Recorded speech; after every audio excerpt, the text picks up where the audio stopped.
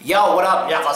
It's your buddy Philko here reporting live. And this just in, owner of the Atlanta Hawks has to sell his team after sending a racist email. Apparently this racist email was sent a while ago, but I'm going to read you the racist email now, then get to the details later. This is from deadspin.com, okay? And basically the title of this whole thing is Atlanta Hawks owner selling team after telling NBA about racist email. I guess he told them because they were going to find out anyway or something, or someone threatened to tell, maybe some woman, but I'll get to the email. It says, from day one, I have been impressed with the friendliness and professionalism of the arena staff, food vendors, ushers, ticket takers, etc. In our early years, when I would bring folks from DC, they were blown away by the contrast between A. Collins Arena and Phillips. Some of this is attributed to Southern hospitality and manners, but Bob and his staff do a good job of training. To this day, I cannot get the ushers to call me Bruce, yet they insist on me calling them by their first names. 2. The non-premium area food is better than most arenas. I guess he spelled it wrong. Though that is not saying much. I think there is room for improvement and creativity. Levy is our food vendor, so we don't have much control, but they have been good partners. I have wished we had some iconic offering like Boog's Barbecue at the baseball stadium in Balt, short for Baltimore. Number 3, our new restaurant, Red, just opened, so too early for me to give you my thoughts, okay? Now, we're going. Regarding game ops, I need to start with some background. For the first couple of years we owned the team, I didn't much focus on game ops. Then one day a light bulb went off. When digging into why our season ticket base is so small, I was told it is because we can't get 35 to 55-year-old white males and corporations to buy season tickets, as they are the primary demo for season tickets around the league. When I push further, folks generally shrug their shoulders. Then I start looking around our arena during games and notice the following. It's 70% black. The cheerleaders are black. The music is hip-hop. At the bars is 90% black. There are few fathers and sons at the games. We are doing after-game concerts to attract more fans, and the concerts are either hip-hop or gospel. Sorry. Then I start looking around at other arenas. It is completely different. Even DC, with this affluent black community, never has more than 15% of a black audience. Before we bought the Hawks, and for those couple of years immediately after, in an effort to make the arena look full at the NBA's urging, thousands and thousands of tickets were being given away, predominantly in the black community, adding to the overwhelming black audience. My theory is that the black crowd scared the whites away, and there are simply not enough affluent black fans to build a significant season ticket base. Please don't get me wrong, there was nothing threatening going on in the arena back then. I never felt uncomfortable, but I think Southern whites simply were not comfortable being in an arena or at a bar where they were in the minority. On fan sites, I would read comments about how dangerous it is around Phillips, yet in our 9 years, I don't know of a mugging or even a pickpocket incident. This was just racist garbage. When I hear some people saying the arena is in the wrong place, I think it is cold, for there are too many blacks at the games.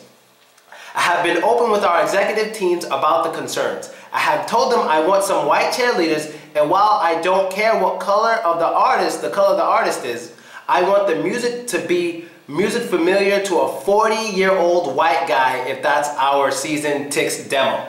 I have also balked when every fan picked out of crowd to shoot some shots in some contest was black. I have even bitched that the kiss cam is too black. Okay. Gradually things have changed.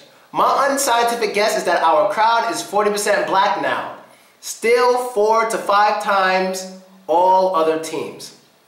And my further guess is that 40% still feels like 70% to some whites at our games.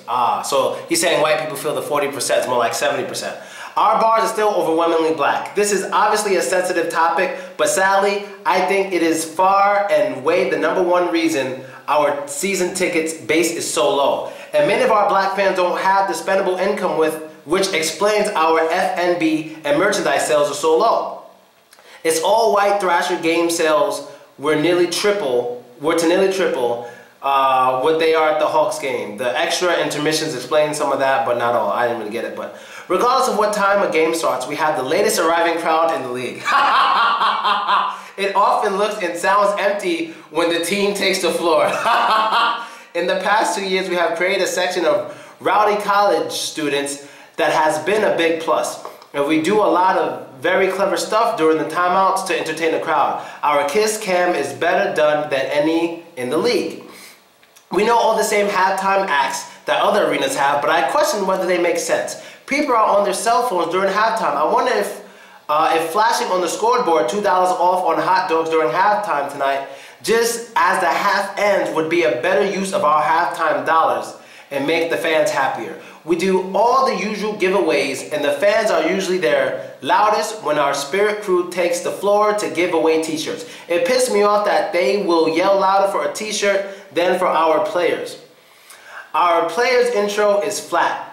We manufacture a lot of noise, but because of the late arriving crowd, black people time, no, he didn't say that, I said the black people time, and the fact that a lot of blacks don't seem to go crazy cheering, another one of my theories as whites, it is not great. Even when we have just returned from winning 4 straight on the road, I'm one of the few people in the arena standing and cheering when our team takes the floor. Bob has kicked around ideas like having the starters coming down aisles rather than off the bench during intros. Sounds cool, but may highlight all the empty seats of the starts of the games. Not enough of our fans wear Hawk jerseys at games. I have just begun to push for ideas like discount food lines for folks wearing jerseys, special attractions, etc. I think we need a committed and perhaps incentivized fan club. We need to realize ATL is simply different than any other city. Just adopting NBA best practices is not enough. We have to create our own. I'm rambling and could probably go on forever. If you have any specific areas you would like to hear my thoughts on, let me know. Best Bruce. P.S. I have CC'd Todd and Ed, so they can chime in with additional or different thoughts. Sent from my iPad. This iPad, this iShit, this Mac shit's going crazy. So, what do I think about this racist email? Well, for one, I don't think he should have to sell the team for this email. That is absolutely ridiculous. What he wrote, he's stupid. I'm not exactly sure. Let me read the article. They're saying how this guy, if he made this public himself, he's an idiot. Let me explain to you why he's an idiot. What he's doing is trying to make the most amount of money he can. And what usually matters is the type of demographic you have at your games. He's not saying he doesn't want black people there. He's saying he wants more white people there as well so they can have more money. He even said he doesn't remember any instances of muggings or robberies. He didn't think the black people were being violent. He was giving his opinion based on business. This is a businessman. He's speaking like a business person. You're not supposed to hear this. He didn't say anything like stop selling to blacks. He didn't say anything like that. He's saying we need to diversify. He's not saying, he's basically saying they have the blackest crowd, they have the latest crowd, whatever. They have the blackest crowd. What he wants to do is mix it up. If he were to say something in here like, let's not have black people come to our games, let's stop black people from coming, that would be a problem. That's not what he's saying. What he wants is to get more people, and especially more white people, the demographic, I believe, of 30 to 45, something like that. He's trying to make money. And you know how black people always talk about how we struggle and stuff? This is what any smart business person would do and say. But a lot of people are going to dislike it because what? They're sensitive and they don't understand business. You know, when I look at my YouTube analytics and I see the people, mostly guys, so I cater to guys, make a lot of sexy women shit. There's not a lot of girls here. On my other channel, there's tons of girls on my channel where I teach English, mostly girls, so I cater to girls there. Maybe one day I could write a letter to somebody, yo, there's too many girls. It's cool, but we got to start getting some guys doing this. Let's get guys. Then people think, oh, he don't want girls. That's not what it is. It's about expanding. That's what this man is trying to do. He didn't say anything hurtful. Well, he probably said something. Probably said something a little hurtful, but only through a business way. Like, you guys got to understand, man. People are so sensitive. This is about this man's business. You're not going to pay him millions of dollars for getting a... You're not going to give him money. Unless you guys are willing to donate money to this man so he can get as much money as he thinks he's going to get from inviting more white people. Why are you complaining? Because you're not going to give this man money. You're not, I mean, you're literally not going to give him, I don't mean buying a ticket, I mean, you're literally not going to give this man money. He's trying to make money. He's a businessman. He's speaking through business.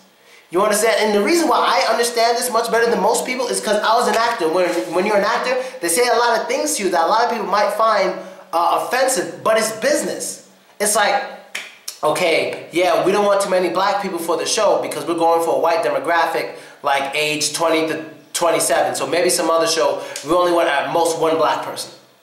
And anybody in the acting industry understands that. Everybody understands that. There's tons of shows with black people, like shows I watch, like Martin, like they're old, but I love it, like Martin, Fresh Prince of Bel-Air. The vast majority of white people on that show are just stupid. They're just stupid white people.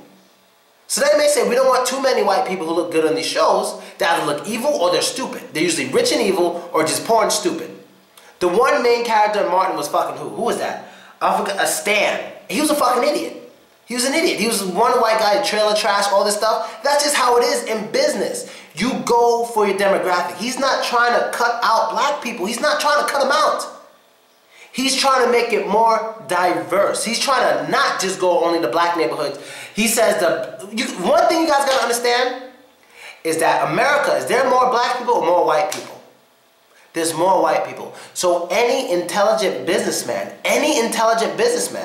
who wants to make money all around would advertise to whites more than they advertise to blacks. That is just a pure, simple fact. If you want to make money, you have to advertise for whites more than you advertise for blacks. Example, you know when a lot of rappers really start getting big?